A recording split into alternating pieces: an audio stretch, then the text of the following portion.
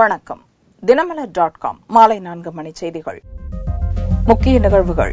நீதிபதிகளை நியமிக்கும் நடைமுறையில் மாற்றம். சட்டத்துறை நிபுணர்கள் நீதிபதிகளின் ஒப்புதலுடன் புதிய சட்ட மசோதா தயாரிப்பு.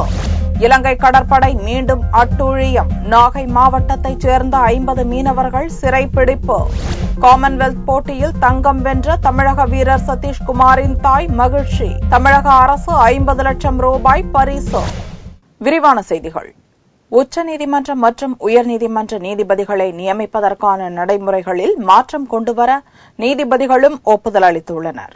இந்திய தலைமை நீதிபதி உள்ளிட்ட 5 மூத்த உச்சநீதிமன்ற நீதிபதிகளை கொண்ட குழுதான் உச்சநீதிமன்றம் மற்றும் உயர்நீதிமன்றங்களில் நீதிபதிகளை நியமித்து வருகிறது. தமிழகத்தைச் சேர்ந்த நீதிபதி அசோக் குமாரை சென்னை உயர்நீதிமன்ற நீதிபதியாக நியமிக்க வேண்டுமென 2004ஆம் ஆண்டில் மத்திய அரசுக்கு அதில் அங்கம் வகித்த திமுக நெருக்கடி கொடுத்ததாக சென்னை உயர்நீதிமன்றத்தின் அப்போதைய தலைமை நீதிபதியும் பிரஸ் கவுன்சில் தலைவருமான மார்க்கண்டேய கட்ஜு அண்மையில் குற்றம் சாட்டினார். இதைத் தொடர்ந்து நீதிபதிகளை நியமிக்கும் குழுவில் மாற்றம் கொண்டுவர மத்திய சட்ட அமைச்சகம் முடிவு செய்தது. இது தொடர்பாக சட்டத்துறை அமைச்சகம் சார்பில் வல்லுநர்களின் ஆலோசனைக் கூட்டம் டெல்லியில் நடந்தது. இக்கூட்டத்தில் மத்திய நிதியமைச்சர் அருண்ஜேட்லி, சட்ட அமைச்சர் ரவிசங்கர் பிரசாத், உச்சநீதிமன்ற தலைமை நீதிபதி RM லோத்தா மற்றும் மூத்த நீதிபதிகள் சாந்தி பூஷன் போன்ற மூத்த வக்கீல்கள் கலந்து கொண்டனர். நீதிபதிகளை நியமிப்பதற்கான தற்போதைய நடைமுறையில் மாற்றத்தை கொண்டுவர வேண்டியது அவசியம் என்ற கருத்தை கூட்டத்தில் பங்கேற்ற பலரும் வலியுறுத்தியதாக மத்திய அரசின் அட்டர்னி ஜெனரல் முகுல் ரோஹத்தி தெரிவித்துள்ளார். நீதிபதிகள் நியமிக்கும் 5 நீதிபதிகள் குழு தோல்வி கண்டுவிட்டதாக பல சட்ட வல்லுநர்களும் கருத்து கூறியதாகவும் முகுல் ரோஹத்தி தெரிவித்தார். இந்த கூட்டத்தை தொடர்ந்து நீதிபதிகள் நியமன நடைமுறையில் மாற்றங்களை கொண்டுவரும் வகையில் புதிய மசோதாவை தயாரிக்கும் பணியை மத்திய சட்ட அமைச்சகம் துவங்கியுள்ளது. நீதிபதிகளை நியமிக்கும் குழுவில் மாற்றத்தை கொண்டுவர மன்மோகன் சிங் தலைமையிலான முந்தைய அரசு முடிவு செய்தாலும் அதற்கான மசோதா உருவாக்கப்படவில்லை. தற்போது உச்சநீதிமன்ற தலைமை நீதிபதி தலைமையில் 6 பேர் கொண்ட குழுவை அமைக்கும் வகையில் மசோதாவை உருவாக்குவதில் மத்திய சட்டத்துறை தீவிரம் காட்டி வருகிறது. நாகை மாவட்டத்தைச் சேர்ந்த 50 மீனவர்களை கோடியக்கரை அருகே இலங்கை கடற்படையினர் கைது செய்து அழைத்துச் சென்றுள்ளனர். நாகை மாவட்டம் அக்கரைப்பேட்டை பகுதியைச் சேர்ந்த மீனவர்கள் நூற்றுக்கணக்கானோர் கடந்த 27ஆம் தேதியன்று கடலுக்கு மீன்பிடிக்க சென்றனர். செவ்வாயன்று காலை கோடியக்கரை அருகே அவர்கள் மீன்பிடித்துக் கொண்டிருந்த போது அங்கு வந்த இலங்கை கடற்படையினர் துப்பாக்கி முனையில் மீனவர்களை சுற்றி வளைத்தனர். மீனவர்கள் 50 பேரை கைது செய்த இலங்கை கடற்படையினர் அவர்களுடைய படகுகளையும் பறிமுதல் செய்தனர். இதைத் தொடர்ந்து மீனவர்கள் அனைவரும் விசாரணைக்காக காங்கேசன் துறைமுகத்திற்கு கொண்டு செல்லப்பட்டனர். சனிக்கிழமை இரவு 2 மணி அளவுக்கு ஒரு 500 போட்டு இங்கிருந்து தொழிலுக்கு போனுச்சு. அதுல இன்னைக்கு காலையில ஒரு 5 போட்டு 2 நாட்டு படகு அரெஸ்ட் பண்ணுகிறதாக தகவல் வந்துகிட்டு இருக்கு. ஆனா இங்க நாகப்பட்டினத்து போட்டா காரைக்கால் போட்டான்னு என்னன்னு ஒன்னும் புரியாம இருக்கு. இங்க மக்கள்லாம் ஒரே குழப்பமா இருக்கு. ஆனா எந்த போட்டா இருந்தாலும் அரசாங்கம் உடனடியா நடவடிக்கை எடுத்து அந்த மீட்டு கொடுக்கற மாதிரி ஏற்பாடு பண்ணி கொடுக்கணும். மக்கள்லாம் ஒரே பதட்டமா இருந்துட்டு இருக்கு. நாகப்பட்டினத்துல அரசாங்கம் சீக்கிரமா ஒரு முடிவெடுத்து எந்த போட்டா இருந்தாலும் விடுவிக்கிற மாதிரி ஏற்பாடு பண்ணி கொடுக்கணும். கைது செய்யப்பட்ட மீனவர்கள் இலங்கை நீதிமன்றத்தில் ஆஜர்படுத்தப்பட்டு சிறையில் அடைக்கப்பட்டனர். மீண்டும் 50 மீனவர்களை இலங்கை கடற்படை கைது செய்தது தமிழக மீனவர்களிடம் பெரும் கொந்தளிப்பை ஏற்படுத்தியுள்ளது. இதற்கிடையே ஏற்கனவே சிறைப்பிடிக்கப்பட்ட தமிழக மீனவர்கள் மற்றும் படகுகளை விடுவிக்க கோரி ராமேஸ்வரம் மீனவர்கள் மேற்கொண்ட போராட்டம் தீவிரமடைந்துள்ளது. வரும் 2ஆம் தேதி இலங்கையில் தஞ்சம் அடைவதற்காக அவர்கள் செவ்வாய்க்கிழமையன்று தங்களுடைய படகுகளில் வெள்ளை கொடிகளை கட்டி தயாராகியுள்ளனர். காமன்வெல்த் போட்டியைப் போல ஒலிம்பிக்கிலும் தனது மகன் தங்கப்பதக்கம் வெல்ல வேண்டுமென பளுதூக்குதல் வீரர் சதீஷ்குமாரின் தாய் விருப்பம் தெரிவித்தார். ஸ்காட்லாந்தில் உள்ள கிளாஸ்கோ நகரில் நடந்து வரும் காமன்வெல்த் விளையாட்டுப் போட்டிகளில் பளுதூக்குதல் பிரிவில் இந்தியாவின் சதீஷ்குமார் தங்கப்பதக்கம் வென்று சாதனை படைத்தார். தமிழகத்தின் வேலூர் மாவட்டத்தைச் சேர்ந்த எளிமையான குடும்பத்தைச் சேர்ந்த சதீஷ்குமார் பங்கேற்ற முதலாவது சர்வதேச போட்டியிலேயே தங்கப் பதக்கத்தை வென்றதன் மூலம் நாட்டுக்கு மட்டுமின்றி தமிழகத்துக்கும் பெருமை சேர்த்துள்ளார். சதீஷ்குமாரின் சாதனையால் பெருமிதம் அடைந்துள்ள தாய் தேவயானி கூறுகையில், காமன்வெல்த் போட்டியைப் போல ஆசிய போட்டிகள் மற்றும் ஒலிம்பிக்கிலும் சதீஷ் தங்கப்பதக்கம் வெல்ல வேண்டும் என்ற விருப்பத்தை தெரிவித்தார். பெரியவர் வெயிட் லிஃப்டிங் செஞ்சு நிறைய state level, national level, international gold medal வாங்கியிருக்காரு. இப்போ 2014 ஸ்காட்லாந்து நடக்கிற காமன்வெல்த் கேம்ஸ் கலந்துருக்காரு. அதில் கோல்டு மெடல் வாங்கி இந்தியாவுக்கும் தமிழ்நாட்டுக்கும் வேலூருக்கு பெருமை சேர்த்தா ரொம்ப சந்தோஷமா இருக்கும். எங்கள் ஊரில் எல்லாமே ரொம்ப சந்தோஷப்படுறோம். இன்னொரு அக்டோபரில் நடந்த ஏசியன் கேம்ஸில் கோல்டு மெடல் வாங்கணும். ஒலிம்பிக் கலந்துக்கணும். அது ஒலிம்பிக் அர்ஜுனா அவர் வாங்கப்ப என்னுடைய ஆசை கனவு எல்லாம் இருக்கு. தங்கப் பதக்கம் வென்ற சதீஷ்குமாருக்கு வாழ்த்து தெரிவித்துள்ள தமிழக முதல்வர் ஜெயலலிதா அவரது சாதனையை பாராட்டும் வகையில் தமிழக அரசின் சார்பில் 50 லட்சம் ரூபாய் பரிசுத் தொகை வழங்கப்படும் என்று அறிவித்துள்ளார். கும்பகோணத்தில் 94 குழந்தைகளை பலி கொண்ட பள்ளி தீ விபத்து வழக்கில் 10 ஆண்டுகளுக்கு பின் புதன்கிழமையன்று தீர்ப்பு அளிக்கப்படுகிறது. கடந்த 2004ஆம் ஆண்டு ஜூலை 16ஆம் தேதி கும்பகோணத்தில் உள்ள ஸ்ரீகிருஷ்ணா துவக்கப் பள்ளியில் ஏற்பட்ட தீ விபத்தில் 94 பிஞ்சு குழந்தைகள் உடல் கருகி பலியாயினர். உலகையே உலுக்கிய இந்த கோர சம்பவம் தொடர்பாக பள்ளி நிறுவனர் பழனிசாமி, அவருடைய மனைவியும் பள்ளி தாளாளருமான சரஸ்வதி, தலைமை ஆசிரியர் சாந்தலட்சுமி மற்றும் நகராட்சி ஆணையர் சத்தியமூர்த்தி உட்பட 24 பேர் கைது செய்யப்பட்டனர். இதில் தொடக்க கல்வி இயக்குநர் கண்ணன், மாவட்ட முதன்மை கல்வி அலுவலர் முத்து பழனிசாமி உட்பட 3 பேரை தமிழக அரசு இந்த வழக்கிலிருந்து விடுவித்தது. இந்த வழக்கு விசாரணை தஞ்சை மாவட்ட முதன்மை அமர்வு நீதிமன்றத்தில் நடந்து வருகிறது. 230 பேரிடம் விசாரணை நடைபெற்று இருதரப்பு வாதங்களும் கடந்த 10ஆம் தேதியுடன் முடிவடைந்தது. இந்த வழக்கை விரைந்து முடிக்க பெற்றோர் வலியுறுத்தி வந்த நிலையில் 10 ஆண்டுகளுக்கு பின்னர் புதன்கிழமையன்று தீர்ப்பு அறிவிக்கப்படுகிறது. இந்த தீர்ப்பை பொதுமக்களும் பெற்றோரும் பெரும் நம்பிக்கையுடன் எதிர்பார்த்துள்ளனர். மேட்டூருக்கு காவிரியில் தொடர்ந்து வரும் தண்ணீரின் வரத்தால் அணையின் நீர்மட்டம் 80.09 அடியாக உயர்ந்துள்ளது. காவிரி ஆற்றிலிருந்து தொடர்ந்து தண்ணீர் வெளியேற்றப்படுவதால் கடந்த 10 நாட்களாக மேட்டூர் அணையின் நீர்மட்டம் தினமும் 3 அடி அளவுக்கு உயர்ந்தது. இந்நிலையில் செவ்வாயன்று காலை நிலவரப்படி அணைக்கு வினாடிக்கு 32,898 கன அடி தண்ணீர் வந்து கொண்டிருக்கிறது. இதனால் அணையின் நீர்மட்டம் ஒரே நாளில் 2 அடி உயர்ந்து 80.09 அடியாக உள்ளது. மேலும் தொடர்ந்து தண்ணீரின் வரத்து இருப்பதால் அணையின் முழு கொள்ளளவான 120 அடி நீர்மட்டத்தை மேட்டூர் அணை விரைவில் எட்டும் சூழல் ஏற்பட்டுள்ளது. இதனிடையே வரும் 3ஆம் தேதி காவிரி டெல்டா பகுதி மக்கள் கொண்டாட உள்ள ஆடிப்பெருக்கு பண்டிகைக்காக அணையிலிருந்து 6,800 கன அடி வீதம் தண்ணீர் திறக்கப்பட்டுள்ளது. இந்த தண்ணீர் இன்னும் 5 நாட்களில் காவிரி டெல்டா மாவட்ட கடைமடை பகுதிகளுக்கு சென்று சேரும். மேட்டூர் அணையிலிருந்து தண்ணீர் திறக்கப்பட்டதால் காவிரி டெல்டா மாவட்ட மக்கள் மற்றும் விவசாயிகள் மகிழ்ச்சி அடைந்துள்ளனர். ஹைதராபாத்தில் விமான நிலையத்துக்கு சென்று கொண்டிருந்த சொகுசு பேருந்து திடீரென தீப்பற்றி எரிந்து சாம்பலானது. பயணிகள் கீழே குதித்ததால் உயிர் தப்பினர். ஹைதராபாத்தில் உள்ள ராஜீவ்காந்தி சர்வதேச விமான நிலையத்துக்கு ஹைதராபாத் செகந்திராபாத்தின் முக்கிய பகுதிகளிலிருந்து புஷ்பக் ஏர்போர்ட் லைனர் என்ற பெயரில் நவீன சொகுசு பேருந்துகளை அரசு போக்குவரத்து கழகம் இயக்கி வருகிறது. செவ்வாயன்று அதிகாலை 1 மணி அளவில் செகந்திராபாத்திலிருந்து விமான நிலையத்துக்கு சொகுசு பேருந்து சென்று கொண்டிருந்தது. ராஜேந்திர நகர் அருகில் சென்றபோது பேருந்து தீப்பிடித்தது. டிரைவரின் எச்சரிக்கையை அடுத்து பேருந்தில் இருந்த 4 பயணிகளும் இறங்கினர். தீயணைப்பு வீரர்கள் சம்பவ இடத்துக்கு வருவதற்குள் பேருந்து எரிந்து எலும்புக்கூடாக மாறியது. ஆரம்பகட்ட விசாரணையில் மின்கசிவால் தீப்பிடித்தது தெரியவந்துள்ளது. கடந்த ஆண்டு அக்டோபர் 30ஆம் தேதி பெங்களூரிலிருந்து ஹைதராபாத்துக்கு சென்று கொண்டிருந்த வால்வோ சொகுசு பேருந்து மெஹபூப் நகர் மாவட்டத்தில் தீப்பிடித்து எரிந்ததில் 45 பயணிகள் உடல் கருகி பலியாயினர். கர்நாடக மாநிலத்தில் கடந்த நவம்பர் 14ஆம் தேதி வால்வோ பேருந்து எரிந்து 7 பேரும், கடந்த ஏப்ரல் 16ஆம் தேதி ஏசி பேருந்து எரிந்து 6 பேரும் பலியாகினர்.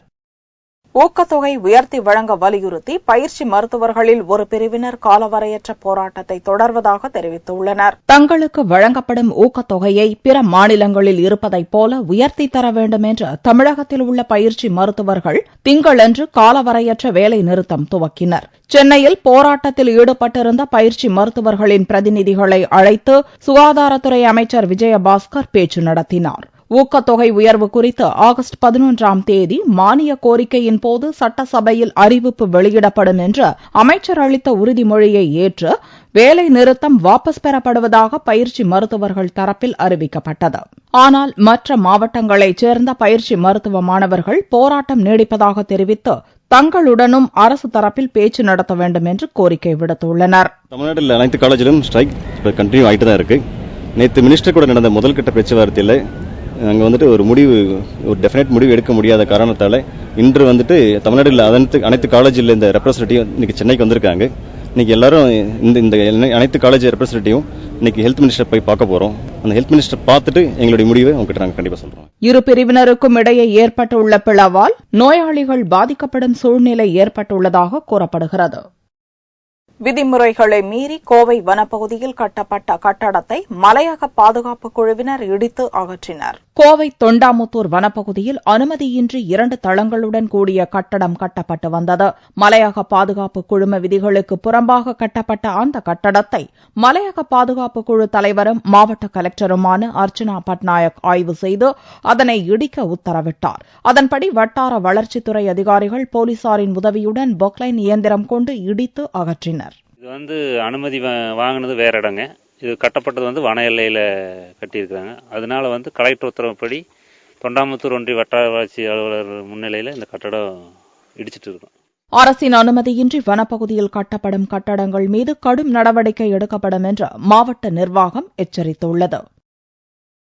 தமிழகம் முழுவதும் ரமலான் பண்டிகையை முன்னிட்டு நடைபெற்ற தொழுகைக்கு பின்னர் முஸ்லிம்கள் ஒருவரை ஒருவர் கட்டித் தழுவி வாழ்த்துக்களை தெரிவித்துக் கொண்டனர்.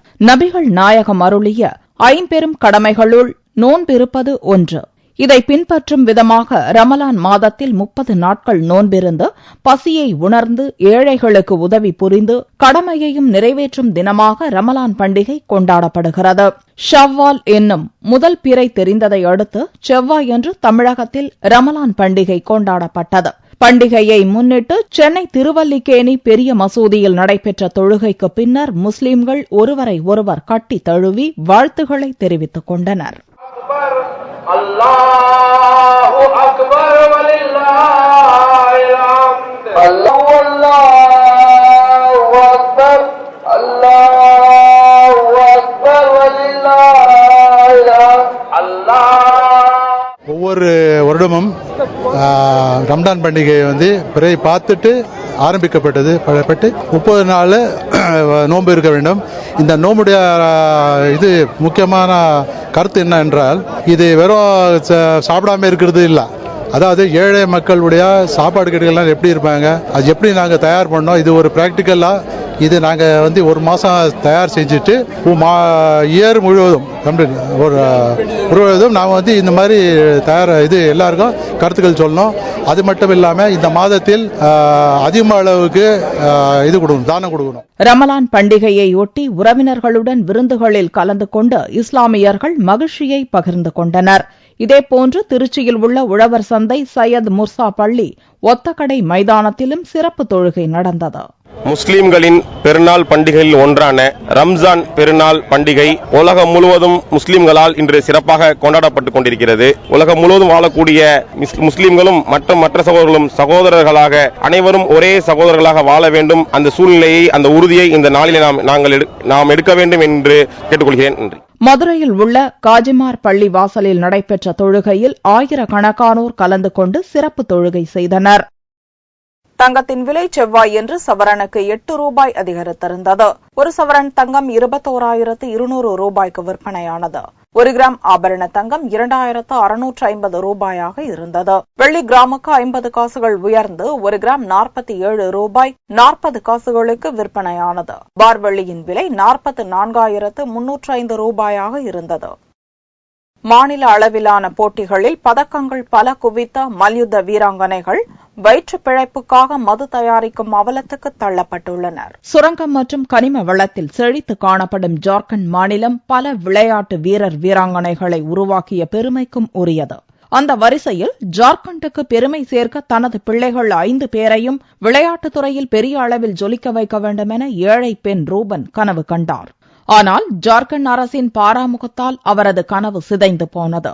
மல்யுத்தம், கால்பந்து, கபடி என வெவ்வேறு விளையாட்டுகளில் 5 பேரும் பங்கேற்று பல பதக்கங்களை வென்றுள்ள போதும் எந்த ஊக்கத்தொகையும் அரசிடமிருந்து கிடைக்காததால் வயிற்று பிழைப்புக்காக தாயுடன் சேர்ந்து ஹாண்டியா எனும் நாட்டு வகை மதுபானத்தை தயாரித்து விற்கும் நிலைக்கு தள்ளப்பட்டுள்ளனர்.